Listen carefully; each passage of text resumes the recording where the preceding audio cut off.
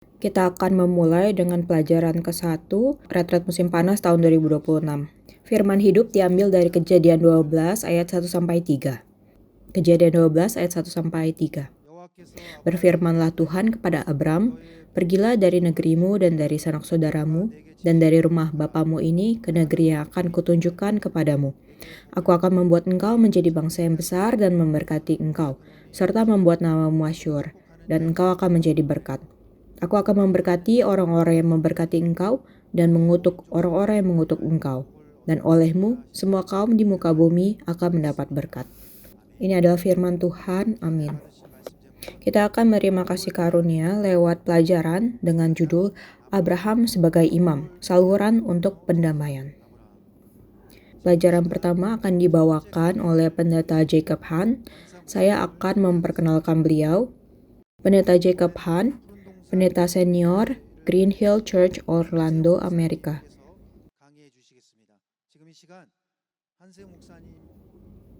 Saat dia maju ke depan, mari kita sambut dengan haleluya. 할렐루야. 할렐루야. Pertama-tama, lewat kasih karunia Tuhan, saya sangat bersyukur bisa bersama-sama dengan semua saudara-saudari dalam firman secara penebusan dalam retret musim panas tahun 2026 ini untuk memuliakan Allah Bapa kita.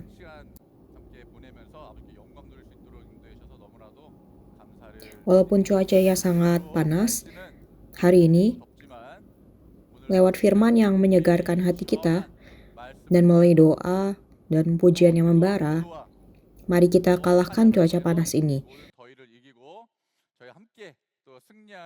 Dan lewat waktu ini, saya harap kita semua akan menjadi pemenang.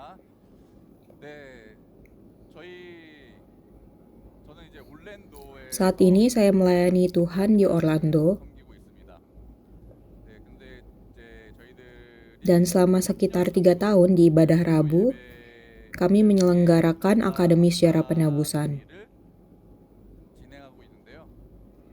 Ciri khas dari akademi ini adalah kita mempersiapkan handout yang ada kosongan-kosongannya untuk diisi.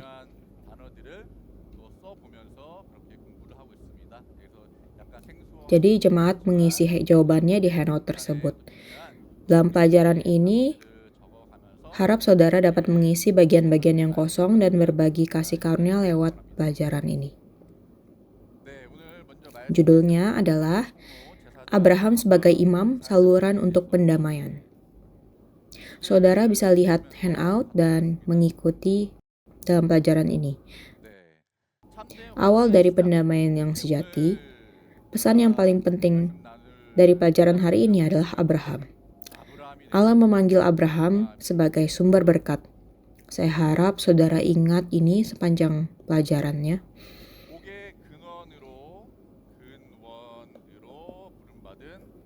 Sebelum kita mulai, mari kita pikirkan apa itu sejarah penebusan. Sejarah penebusan adalah rencana Allah yang agung dan progresif untuk penyelamatan. Untuk menebus orang-orang berdosa melalui anaknya yang tunggal Yesus Kristus. Untuk memulihkan anak sulungnya yaitu Adam, yang telah menjadi bermusuhan dengan Allah Bapa atau kehilangan persekutuan dengan Allah Bapa. Allah mengirim anaknya yang tunggal Yesus Kristus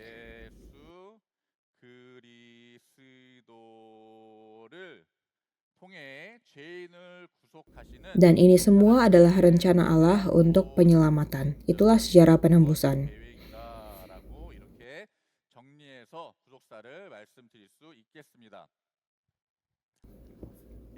Untuk penyelesaian sejarah penebusan ini,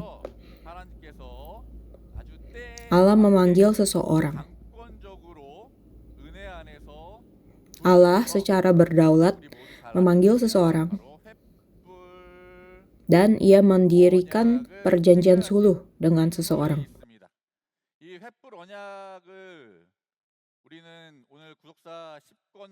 Hari ini, melalui seri sejarah penebusan ke-10 dan 12, belum terbit dalam bahasa Indonesia, kita akan membahas pelajaran hari ini. Perjanjian suluh mencakup tanah, keturunan, dan kedaulatan. Ini menunjuk atau memberi bayangan pada penyempurnaan kerajaan Allah, yang juga adalah judul dari buku seri ke-10 Sejarah Penebusan. Maka perjanjian suluh sangatlah penting, dan ini adalah perjanjian yang Allah buat dengan Abraham.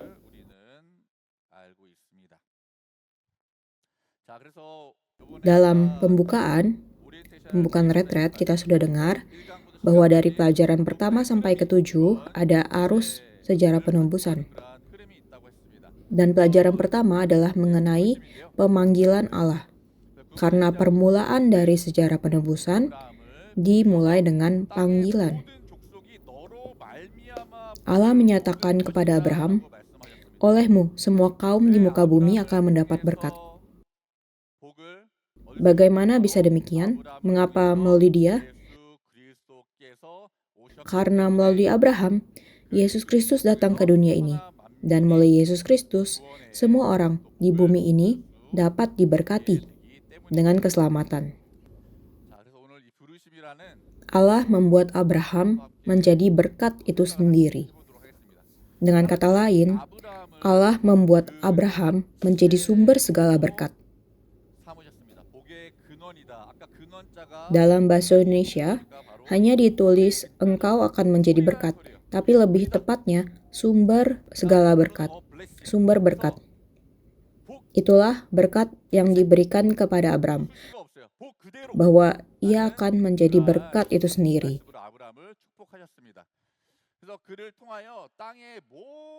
Dan melalui dia, semua kaum di muka bumi mendapat berkat. Jadi Abraham menjadi saluran berkat. Kita melihat ini dengan jelas di Kejadian 12 ayat 2-3.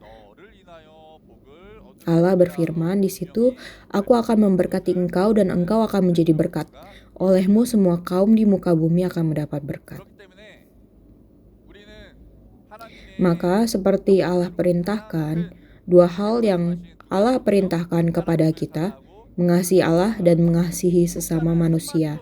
Sejarah penebusan merangkumkan dalam satu kata, yaitu pendamaian atau rekonsiliasi, memulihkan hubungan. Jadi rekonsiliasi dengan Allah dan rekonsiliasi dengan dunia atau sesama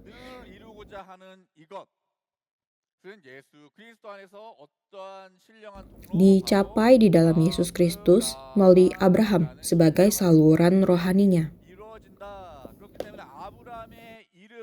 Maka, nama Abraham kita harus selalu ingat dan taruh di dalam hati.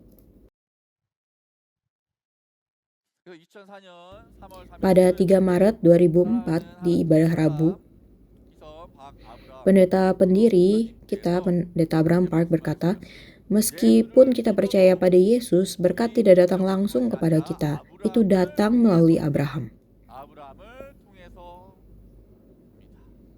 Berkat datang melalui Abraham. Itulah alasannya kita harus benar-benar mempelajari mengenai Abraham.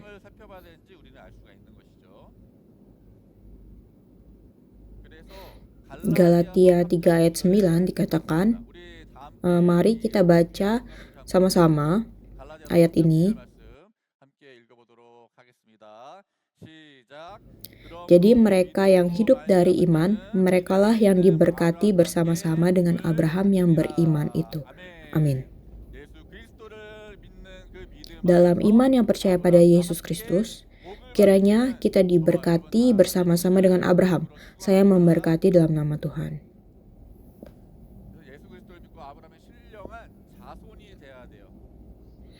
Kita harus menjadi keturunan-keturunan rohani yang sejati dari Abraham. Rekonsiliasi yang sejati ada dalam percaya pada Yesus Kristus, menjadi keturunan rohani Abraham, dan menerima berkat bersama-sama dengan Abraham.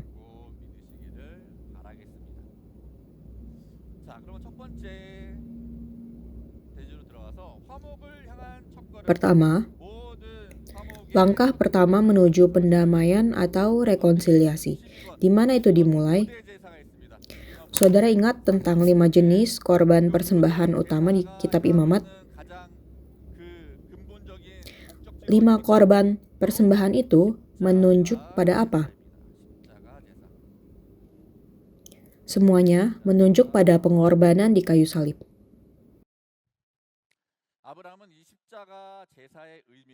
Abraham mengetahui dengan baik pentingnya pengorbanan salib. Rekonsiliasi yang sejati yang ada di Alkitab tidak pernah diwujudkan tanpa membayar harga. Upah dosa adalah maut, maka untuk meniadakan maut harus ada harga yang dibayarkan.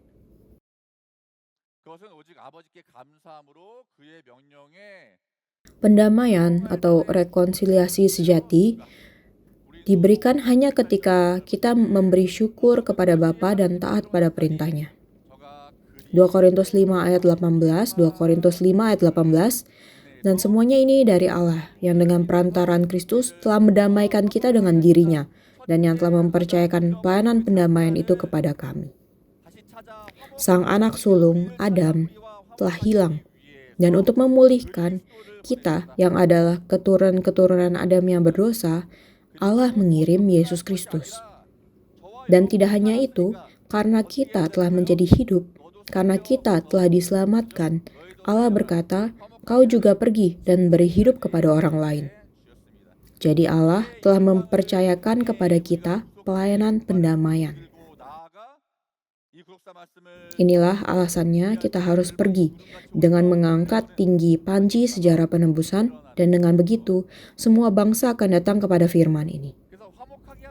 Jadi untuk mendamaikan atau merekonsiliasi dalam bahasa Yunani adalah katalaso. Ada hal yang khusus mengenai kata ini, karena kata ini juga bisa berarti menukar atau pertukaran. Kata ini mengandung arti pertukaran atau menggantikan. Jadi kita bisa pikir seperti ini. Merekonsiliasi berarti seseorang telah diberikan sebagai gantinya atau seseorang telah menggantikan. Jadi apa isi pertukarannya? Pendamaian sejati yang Tuhan berikan kepada kita diberikan sebagai pertukaran atau ganti kasih karunia penebusan melalui pencurahan darah Sang Anak, yaitu Yesus Kristus. Di mana? Di kayu salib.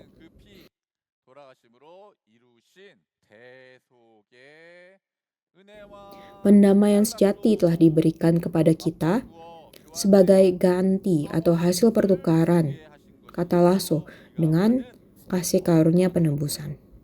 Ini adalah hadiah dan kasih karunia terbesar yang telah diberikan kepada kita. Dan orang-orang yang telah menerima hadiah ini telah berkumpul di sini memberikan pujian dan syukur, ya kan? Jadi betapa bersyukurnya kita. Betapapun panasnya itu di luar, itu tidak ada pengaruhnya karena hati kita terbakar dengan panas yang lebih membara. Dan ini kehidupan yang penuh syukur yang sedang kita jalani. Yesus dapat memberikan korban yang sejati dengan pergi ke kayu salib dan menjadi korban penebusan itu sendiri. Itu karena dia melakukan apa? Karena ia menaati firman Bapanya. Di Yohanes 12 ayat 50, Yesus berkata, "Dan aku tahu bahwa perintahnya itu adalah hidup yang kekal."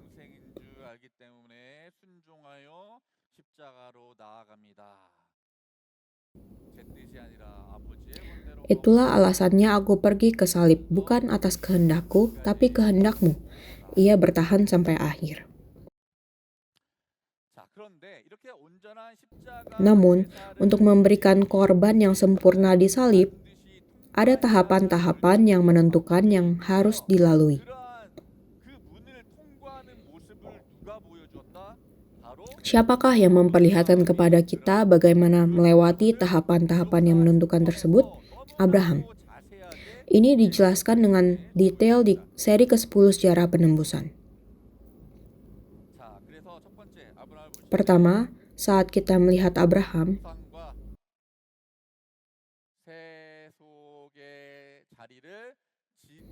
ia memperlihatkan ketaatan yang meninggalkan lokasi penyembahan berhala dan keduniawian tanpa berlambat-lambat. Anda dan saya juga telah berkumpul di sini dengan melakukan seperti demikian. Sungguh indah melihat Anda semua berkumpul di sini. Kisah 7 ayat 2-4, Bapa leluhur kita Abraham ketika ia masih di Mesopotamia itu negeri orang Kasdim sebelum ia menetap di Haran. Allah berfirman kepadanya, "Keluarlah dari negerimu dan dari sanak saudaramu, dan pergilah ke negeri yang akan kutunjukkan kepadamu." Maka keluarlah ia dari negeri orang Kasdim. Jadi Abraham taat. Ini peta yang ada di buku ke-10. Kita lihat Ur Kasdim itu nomor 1. Itu yang nomor 1. Kalau kita lihat lebih luasnya, itu daerah Mesopotamia. Lalu kita lihat sungai Efrat. Abraham menyeberangi sungai Efrat dan pergi ke Haran. Lalu ia menyeberangi sungai Efrat lagi dan masuk ke tanah Kanaan. Jadi dari Ur Kasdim, ia meninggalkan negeri dan sanak saudara. Ur Kasdim adalah lokasi penyembahan berhala. Di Yosua 24, kita lihat nenek moyang Abraham menyembah berhala. Namun, Abraham ketika ia dipanggil, meninggalkan lokasi penyembahan berhala dan keduniawian tanpa menoleh ke belakang atau tanpa penyesalan. Dan ia mencapai pemisahan kudus. Saat kita melakukan seperti demikian, kita bisa apa? Apa ciri-ciri khusus dari Abraham? Kemanapun ia pergi, ia mendirikan mezbah. Artinya, Abraham selalu menyembah Allah dalam roh dan kebenaran. Dalam roh dan kebenaran. Dipenuhi dengan Roh Kudus, dipenuhi dengan firman. Begitulah cara Abraham beribadah. Dan saat ia menjalani hidup yang seperti demikian, dia bisa mencapai pemisahan kudus, sehingga meninggalkan lokasi penyembahan berhala dan keduniawian. Sama seperti kita berkumpul di sini di ruang ibadah Moria, saya percaya kita sedang beribadah seperti Abraham. Di Kolose 3 ayat 5 dikatakan, "Karena itu, matikanlah dalam dirimu segala sesuatu yang duniawi, yaitu percabulan, kenajisan, hawa nafsu, nafsu jahat, dan juga keserakahan yang sama dengan penyembahan berhala." Keserakahan sama dengan penyembahan berhala. Dan Abraham meninggalkan semua ini tanpa menoleh ke belakang, tanpa penyesalan menurut firman Tuhan.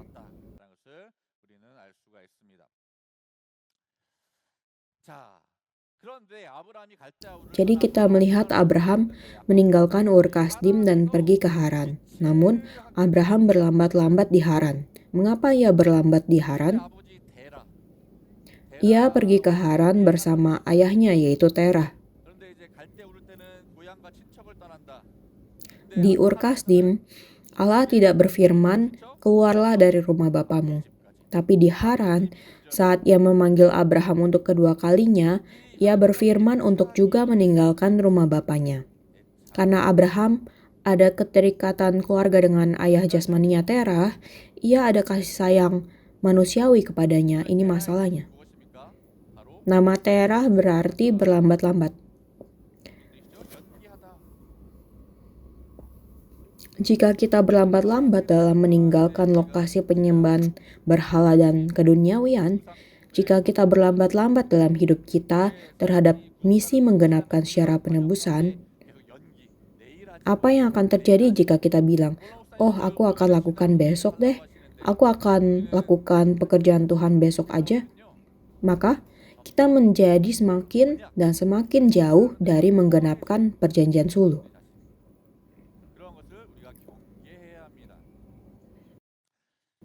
Di Kejadian 12 ayat 1, maka inilah alasannya Allah berfirman kepada Abraham, "Pergilah dari negerimu dan dari sanak saudaramu dan dari rumah bapamu ini ke negeri yang akan kutunjukkan kepadamu." Allah tidak berkata ke tanah yang sudah kutunjukkan kepadamu. Abraham tidak mengetahui kemana ia harus pergi, tapi ia pergi menaati perintah ini. Negeri. melambangkan harta, benda-benda materi. Namun Tuhan berfirman untuk meninggalkan semua itu. Kita harus selalu melihat ke negeri, tanah air sorgawi. Sanak saudara melambangkan hubungan kita di dunia ini. Namun saudara dan saya, kita adalah komunitas perjanjian di dalam firman secara penebusan, kan? Maka kita itu apa? Saya percaya kita adalah jemaah anak sulung. Saya harap saudara juga percaya demikian. Kita semua yang berkumpul di sini memiliki hubungan yang seperti demikian. Maka betapa indahnya hubungan yang seperti itu. Saya percaya Allah sangat senang dengan kita. Lalu rumah Bapa jasmani. Ini melambangkan rasa kekeluargaan atau menjadi bagian atau milik dari sesuatu. Sejatinya kita adalah bagian dari apa? Kita adalah bagian atau milik Bapa. Dan itulah artinya mencapai kekudusan.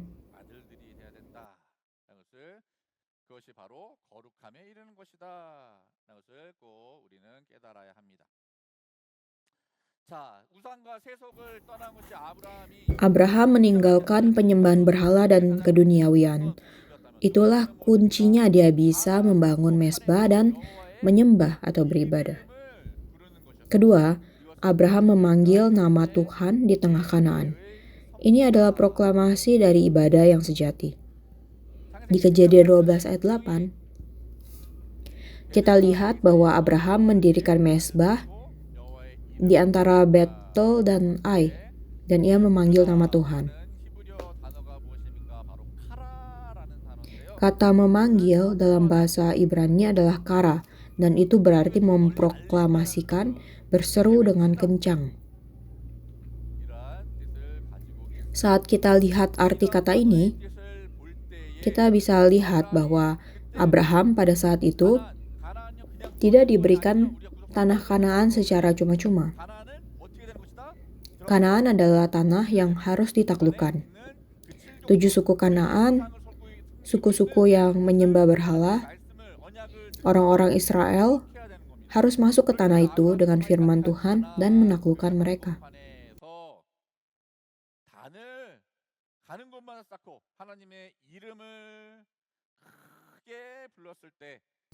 Jadi saat Abraham mendirikan mezbah dan memanggil nama Tuhan dengan suara kencang di tengah-tengah tanah Kanaan, tanah yang penuh dengan berhala, persekutuan rohani yang aktif antara Allah dan manusia yang telah dirusak sejak Taman Eden mulai dipulihkan di tanah Kanaan melalui ibadah.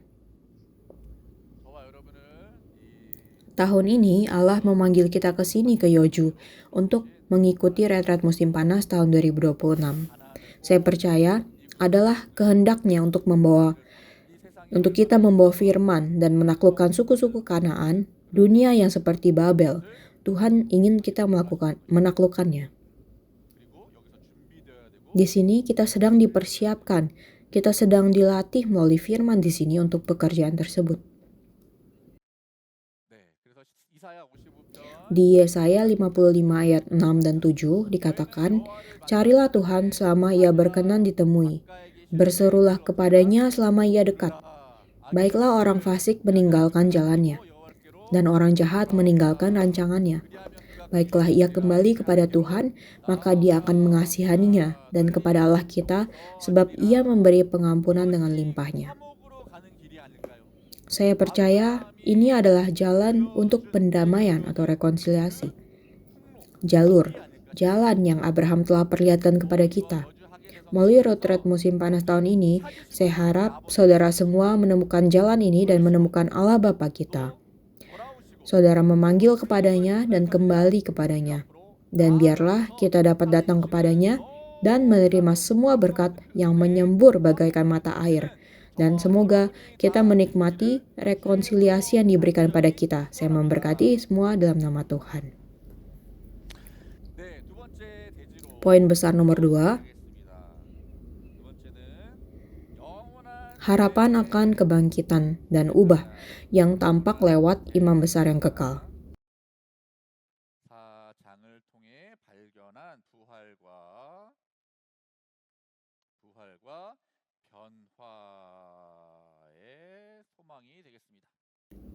Harapan akan kebangkitan dan ubah yang tampak lewat imam besar yang kekal.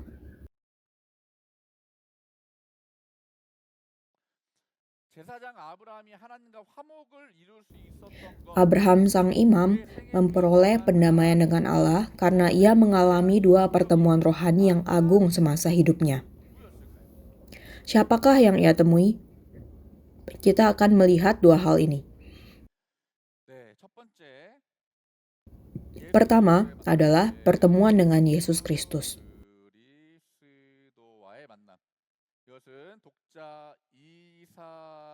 Ini adalah keyakinan akan kebangkitan yang memampukannya untuk mempersembahkan anak tunggalnya Ishak.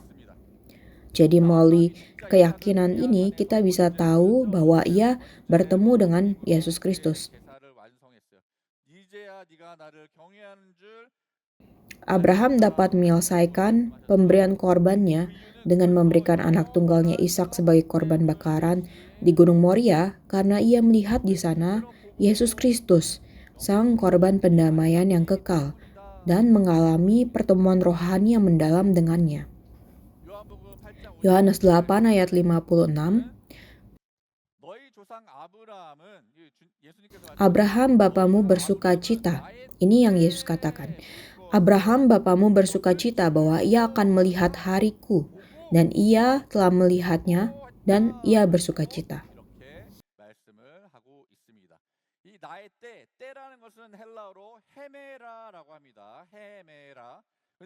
Dikatakan di situ, ia bersuka cita karena telah melihat hariku. Apa yang dimaksud dengan hariku di sini? Ada 3 arti.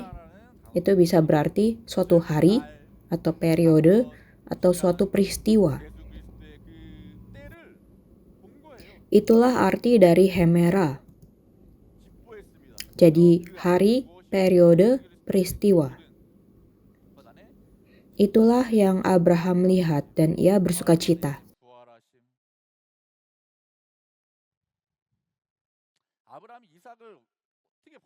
Ia telah melihat semuanya mengenai Yesus Kristus, bagaimana ia disalibkan pada kayu salib dan bangkit pada hari ketiga. Bagaimanakah Abraham dapat mempersembahkan Ishak sebagai korban bakaran setelah menerima perintah Allah untuk mempersembahkan Ishak? Selama 3 hari perjalanan yang ia tempuh ke Gunung Moria, pasti ia dalam pergumulan yang sangat.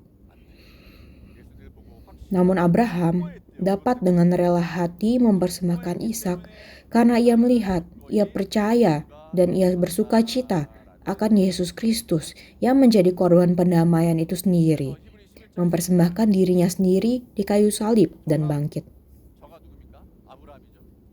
Ibrani 11 ayat 19 dikatakan, karena ia berpikir, ia di sini adalah Abraham, ia berpikir bahwa Allah berkuasa membangkitkan orang-orang sekalipun dari antara orang mati. Siapa dia yang dimaksudkan di sini? Ishak anaknya. Ia memiliki keyakinan bahwa Allah dapat membangkitkan dia kembali dari kematian. Jadi melihat hal ini, kita perlu memahami hubungan antara Bapa dan anak. Allah Bapa mengutus anak tunggalnya, yaitu Yesus Kristus, sebagai korban penebusan. Bagaimana dengan Abraham? Ia bapa dari bangsa-bangsa. Abraham ini, bapa ini, ia melihat hari-hari Yesus. Ia tahu kayu salib itu apa, dan dengan sukacita, ia mempersembahkan anaknya yang tunggal Ishak. Jadi bukankah hubungan ini menggambarkan hubungan antara Allah Bapa dan Yesus Kristus? Hanya orang-orang yang memiliki keyakinan akan kuasa kebangkitan Kristus yang dapat memberi korban persembahan yang hidup, memberikan kepada Allah Ishak keterikatan mereka yang paling dalam. Kita semua memiliki Ishak-Ishak kita masing-masing. Jika kita tidak mempersembahkannya, itu bukan menjadi korban persembahan yang hidup. Saudara harus dapat memberikan hal yang bagaikan Ishak bagi saudara, karena Allah adalah Allah Abraham, Allah Ishak, dan Allah Yakub, Allah orang hidup. Jadi mohon pikirkan mengenai hal ini. Apa yang menjadi Ishak bagi saudara dan apa yang dapat saudara persembahkan? Allah berkata untuk mempersembahkan tubuhmu sebagai persembahan yang hidup. Jadi pertama adalah pertemuan dengan Yesus Kristus dan yang kedua adalah pertemuan dengan Melkisedek. Iman akan ubah yang segera mengenakan tubuh rohani yang tidak dapat binasa. Dalam perjalanan hidup Abraham sang imam, sudah disiapkan satu pertemuan misterius lainnya sebelum pertemuannya dengan Yesus di Gunung Moria. Itu adalah pertemuan dengan Melkisedek. Kejadian 14 ayat 18-19 dikatakan, Melkisedek, Raja Salem, membawa roti dan anggur. Ia seorang imam Allah yang maha tinggi. Lalu Melkisedek memberkati Abram. Siapakah sosok yang memberkati? Sosok yang lebih tinggi. Ibrani 7 ayat 2-3 menyebut Melkisedek sebagai Raja Salem.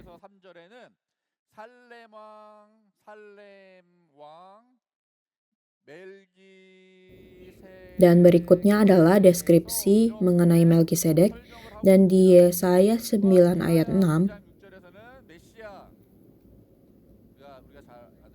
Yesaya 9 ayat 6 mendeskripsikan Mesias Kristus. Mendeskripsikan Mesias Kristus. Raja Salem. Salem berasal dari kata Ibrani Shalom.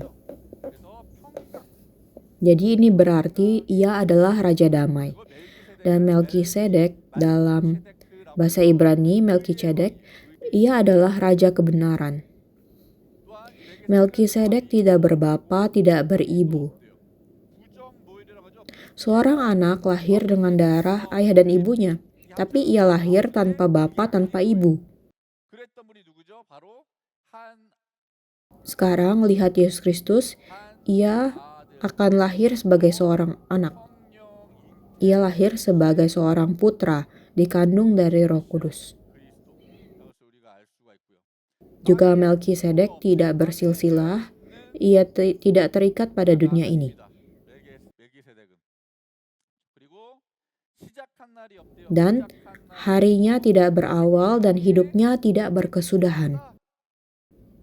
Ibrani 13 ayat 8 dikatakan, Yesus Kristus tetap sama baik kemarin maupun hari ini dan sampai selama-lamanya.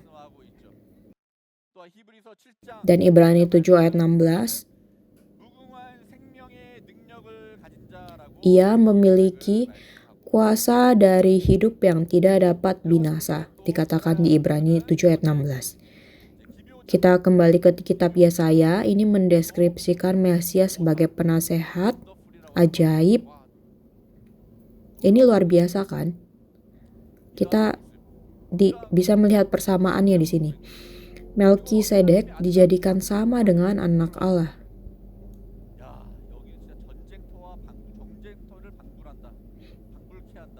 Artinya mereka mirip, sangat mirip.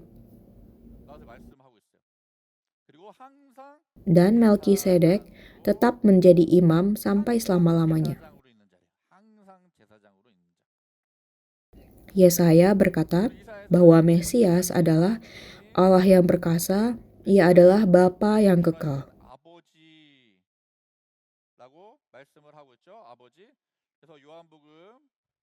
Jadi jika saudara lihat Yohanes 10 ayat 30, Yesus berkata, Aku dan Bapa adalah satu.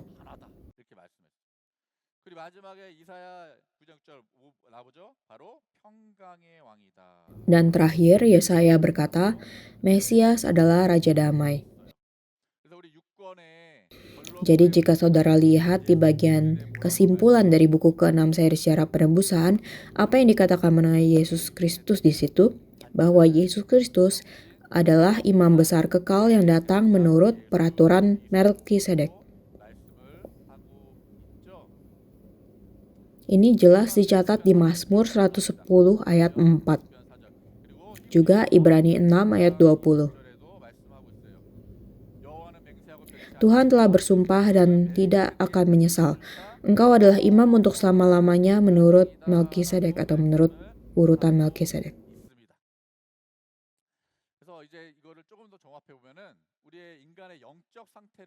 Mari kita sejenak melihat kondisi rohani dari manusia.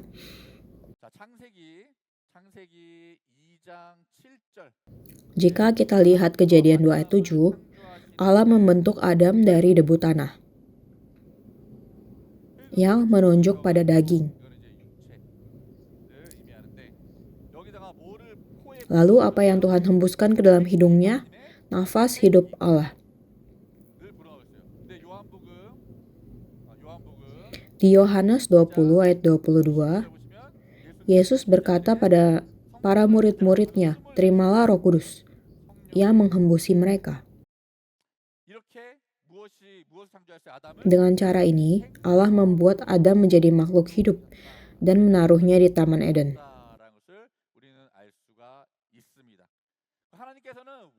Apakah rencana Allah yang semula?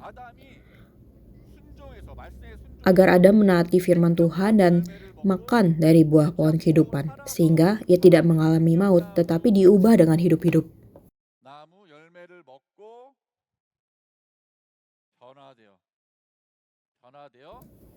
Allah menginginkan dia makan dari buah pohon kehidupan dan diubah dari makhluk hidup menjadi makhluk rohania.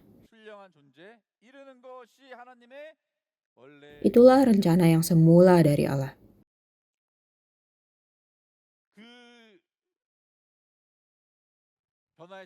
Dan imam dari ubah adalah Melkisedek. Jadi, melampaui iman yang percaya pada kebangkitan Yesus Kristus, iman yang percaya pada kebangkitan Yesus Kristus adalah iman yang percaya akan kebangkitan.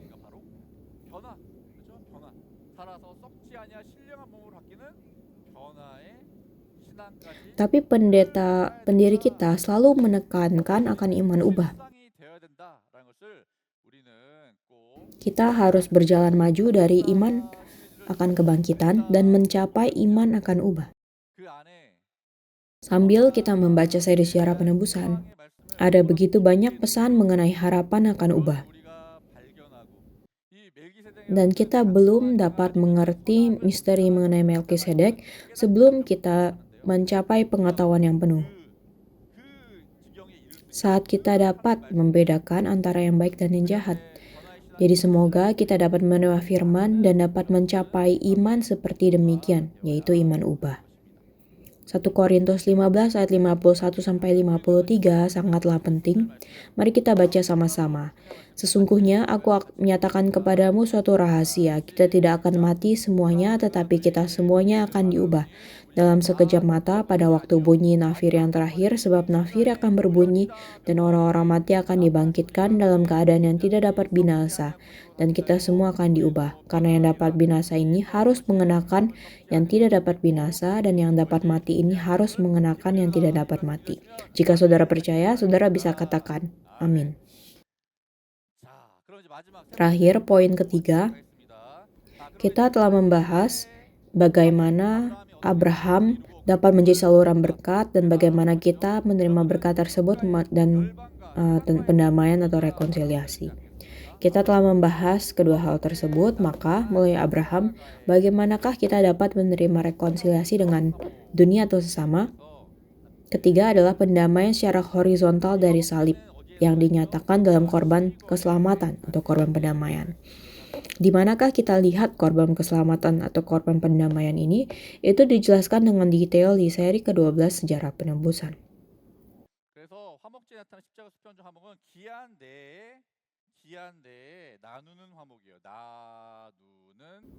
Pendamaian secara horizontal dari salib yang dinyatakan dalam korban keselamatan atau korban pendamaian adalah pertama, kasih karunia untuk berbagi dengan sesama di dalam kurun waktu yang telah ditentukan.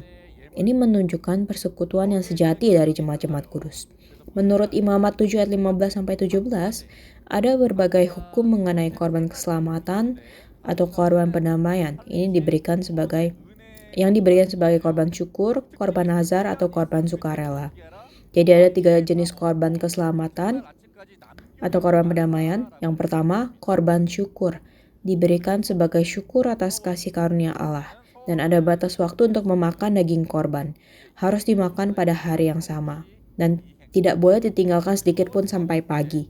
Kedua, korban nazar. Tujuan korban ini adalah diberikan setelah Anda menggenapi suatu nazar dan harus dimakan dalam 2 hari. Ketiga adalah korban sukarela. Ini diberikan secara sukarela dengan sukacita. Dan untuk korban nazar dan korban sukarela, keduanya dimakan dalam 2 hari. Hari mempersembahkan dan keesokan harinya. Apabila masih ada yang sisa, harus dibakar habis dengan api pada hari yang ketiga. Jadi apa persamaan antara ketiganya? Bahwa Anda harus makan dalam kurun waktu yang ditentukan.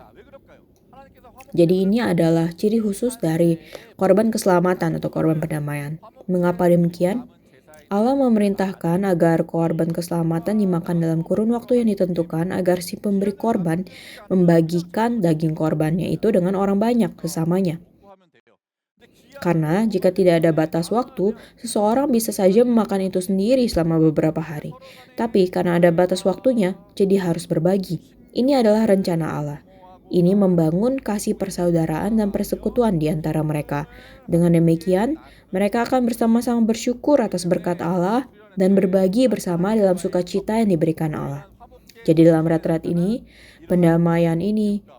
roh pendamaian dan damai, saya harap kita semua dapat berbagi dalam roh pendamaian dan damai dengan sesama kita, saudara-saudara kita. Matius 22 ayat 37-40 dikatakan bahwa Yesus berkata, "Kasihilah Tuhan Allahmu dan kasihilah sesama manusia seperti dirimu sendiri." Ia telah memberikan kepada kita roh perdamaian. Sehingga persekutuan atau persaudaraan yang sejati antara jemaat-jemaat kudus satu sama lain bukan hanya interaksi sosial manusia, tapi kita harus mengasihi Tuhan di dalam persekutuan tersebut yang berpusat pada perjanjian dan ibadah, dan beribadah sambil mengasihi Tuhan. Jadi persekutuan yang dijalankan seperti demikian adalah persekutuan sejati yang harus ada pada kita. Sekarang kita sedang mengalami persekutuan yang berharga seperti demikian. Dan siapakah yang memperlihatkan roh atau semangat dari korban keselamatan ini? Itu adalah Abraham yang menjadi fokus pembahasan kita hari ini. Allah memberikan pada Abraham berkat utara, selatan, timur, dan barat. Berkat ini diberikan kepada orang-orang yang memberikan korban keselamatan atau korban pendamaian kepada Allah. Abraham berkata di Kejadian 13 pada keponakannya Lot, "Jika engkau ke kiri, maka aku ke kanan. Jika engkau ke kanan, maka aku ke kiri." Jadi ia memperlihatkan roh atau sikap mengalah atau legowo. Ketika ia melakukan demikian, berkat yang Tuhan berikan kepadanya adalah berkat berkembang ke utara, selatan, timur, dan barat. Dan Tuhan memenuhi hidupnya dengan kelimpahan. Kita akan menerima berkat yang sama saat kita memiliki semangat dari korban keselamatan atau korban pendamaian. Di Kejadian 13 ayat 14, Tuhan berfirman kepada Abraham, "Pandanglah sekelilingmu," atau bahasa Inggris lift up your eyes, angkat matamu atau layangkan pandanganmu. Sambil ia melihat ke utara, selatan, timur, dan barat, berkat tanah atau wilayah yang Tuhan berikan padanya adalah tanah Kanaan yang mengalir susu dan madu. Dan ini adalah berkat yang juga diberikan kepada keturunan-keturunan rohani Abraham, yaitu tanah Kanaan sorgawi, tanah yang paling berlimpah. Jadi kiranya kita memiliki rekonsiliasi dengan Allah dan dengan sesama kita, sehingga kita menerima pusaka sorgawi ini juga. Kejadian 17 ayat 8, "Kepadamu dan kepada keturunanmu akan kuberikan negeri ini yang kau diami sebagai orang asing, yakni seluruh tanah Kanaan akan kuberikan menjadi milikmu untuk selama-lamanya, dan aku akan menjadi Allah mereka." Inilah berkat yang diberikan kepada semua keturunan rohani Abraham. Berkat utara, selatan, timur, dan barat, yaitu orang-orang yang memiliki rekonsiliasi dengan Allah dan dengan sesama, dan juga memiliki semangat dari korban keselamatan atau korban pendamaian. Kesimpulan, kiranya saudara-saudara sekalian menjadi imam-imam yang memeluk bangsa-bangsa memulihkan kemah Abraham di akhir zaman melalui pekerjaan rekonsiliasi. Kita harus memulihkan kemah Abraham di akhir zaman melalui rekonsiliasi, pekerjaan rekonsiliasi. Jika lihat handout saudara, tema dari retret musim panas tahun ini adalah angkat tinggi panji penyelenggaraan penebusan bagi segala bangsa dan pancarkan terang kebenaran dan kemuliaan. Apa yang harus kita lakukan sambil mengandung hati Abraham? Kejadian 12 ayat 3 dengan jelas dikatakan, olehmu, semua kaum di muka bumi akan mendapat berkat. Jadi ini berbicara mengenai seluruh bangsa mendapat berkat di dalam Abraham. Jika kita telah dilahirkan kembali melalui iman kepada Yesus Kristus dan telah menjadi keturunan rohani Abraham, kita pun juga adalah imam-imam yang dipanggil untuk membawa pendamaian. Kita dipercayakan tugas besar untuk mendamaikan, merekonsiliasi segala bangsa dengan Allah. Maka kita seperti imam-imam yang bagaikan raja. Jika kita lihat 1 Petrus 2 ayat 9, di situ dikatakan kita adalah imamat yang rajani. 1 Petrus 2 ayat 9. Jadi jika kita adalah imam-imam yang dipanggil untuk membawa pendamaian, apakah misi kita? Apakah misi kita sebagai imam-imam? Ada dua hal. Pertama, janganlah kita menancapkan patok kita di dunia ini, tetapi harus hidup sebagai pengembara rohani yang siap untuk pergi kapan saja, sama seperti Abraham. Kemanapun Abraham pergi, ia tidak membangun benteng atau kota-kota yang megah. Ia tidak membangun menara Babel, namun ia memanggil nama Tuhan dan memasang kemah. Kemah adalah sesuatu yang bisa dibongkar kapan saja. Jadi seorang pengembara tidak perlu membangun sebuah rumah permanen baginya di dunia ini. Kita harus berdiam dalam rumah Tuhan, seperti yang sedang kita lakukan sekarang. Matius 16 ayat 24, Yesus berkata di situ, setiap orang yang mau mengikut aku, ia harus menyangkal dirinya, memikul salibnya dan mengikut aku. Yang berarti, jangan membangun rumah permanen untuk dirimu di dunia ini. Seorang imam yang sejati merindukan tanah air yang lebih baik dan merupakan pengembara rohani yang melalui ibadah, pemberian korban persembahan, terus-menerus mencabut patok kemah yang ia tancapkan di dunia ini. Bagaimanakah kita mencabut patok kemah yang kita tancapkan di dunia? Itu adalah melalui ibadah. Jadi kita harus menjadi pengembara rohani seperti demikian. Terakhir, apa yang harus kita lakukan sebagai imam? Apa yang Allah katakan harus imam lakukan? Mengajarkan firman Tuhan. Dan misi kita secara khusus adalah mengajarkan firman secara penebusan dari Allah dan berjuang untuk mewariskan iman orang hidup. Di Yeskel 44 ayat 23, mereka harus mengajar umatku tentang perbedaan antara yang kudus dengan yang tidak kudus, dan memberitahukan kepada mereka perbedaan antara yang najis dengan yang tahir. Itulah misi dan tugas para imam. Dan seperti yang telah didoakan tadi oleh Pendeta Yun, kita di Kejadian 18 ayat 19 dikatakan Allah memanggil Abraham supaya diperintahkannya kepada anak-anaknya dan kepada keturunannya supaya tetap hidup menurut jalan yang ditunjukkan Tuhan dengan melakukan kebenaran dan keadilan. Begitulah kita bisa mencapai pendamaian, dan itulah alasannya mengapa kita harus mewariskan iman dengan baik kepada anak-anak kita seperti yang telah Abraham lakukan.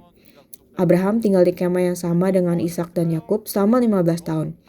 Apa yang ia lakukan di kemah itu selama 15 tahun? Ia mengajar mereka kebenaran dan keadilan dari kerajaan Allah. Mulai dari Taman Eden, seluruh sejarah penebusan yang telah dia dengar atau terima dari Nuh, iman yang diwariskan kepada Abraham, ia meneruskannya kepada anak-anaknya. Itulah alasannya Tuhan berkata, Aku adalah Allah orang hidup, seiring berfirman bahwa ia adalah Allah Abraham. Jadi kita telah belajar begitu banyak hal dari Abraham, dan kita telah belajar mengapa kita harus berfokus pada kehidupan Abraham. Lalu apa yang harus kita lakukan dengan nama Abraham? Kita harus mengingat nama Abraham. Selalu ingat nama Abraham. Saat kita lihat cover atau sampul buku seri sejarah penebusan, itu selalu ditulis ayat Alkitab ini, Ulangan 32 ayat 7. Mari kita baca bersama-sama. Melalui pelajaran hari ini, apa yang harus kita ingat? Saya harap lewat pelajaran ini kita semua ingat. Mari kita mulai membaca ayatnya bersama-sama. Mulai. Ingatlah kepada zaman dahulu kala, perhatikanlah tahun-tahun keturunan yang lalu, tanyakanlah kepada ayahmu, maka ia memberitahukannya kepadamu, kepada para tua-tuamu, maka mereka mengatakannya kepadamu. Amin. Jadi apa yang akan saudara ingat setelah kembali dari retret ini? Sambil kita memulai retret ini, saya harap kita semua memeluk nama Abraham. Gereja-gereja dan keluarga-keluarga di akhir zaman harus menjadi kemah rohani dari Abraham yang menggenapi perjanjian suluh melalui iman ubah dan menjadi imam-imam yang menyerukan pendamaian yang sejati kepada seluruh bangsa.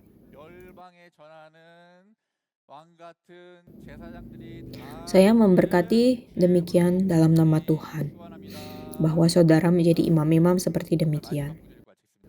Yang ini betul-betul ayat yang terakhir, mari kita baca bersama-sama dengan suara kencang.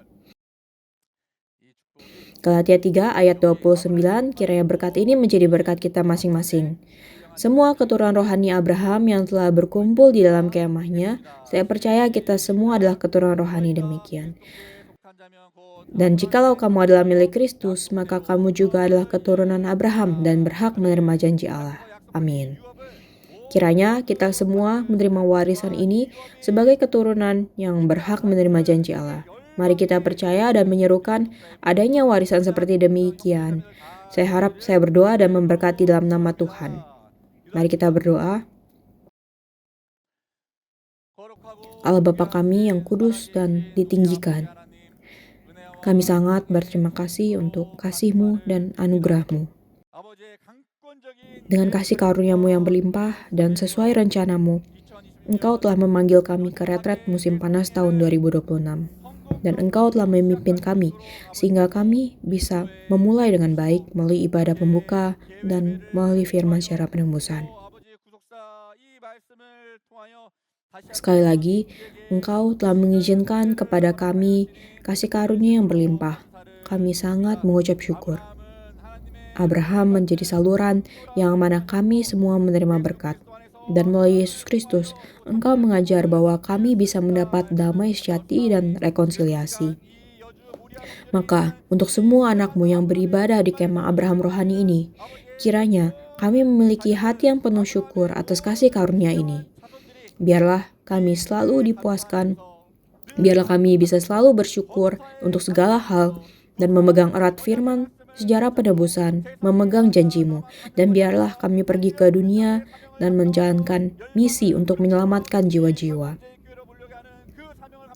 Biarlah kami semua dapat menjadi imam-imam rohani, dan tolong berkatilah kami agar pekerjaan demikian terjadi sepanjang retret ini.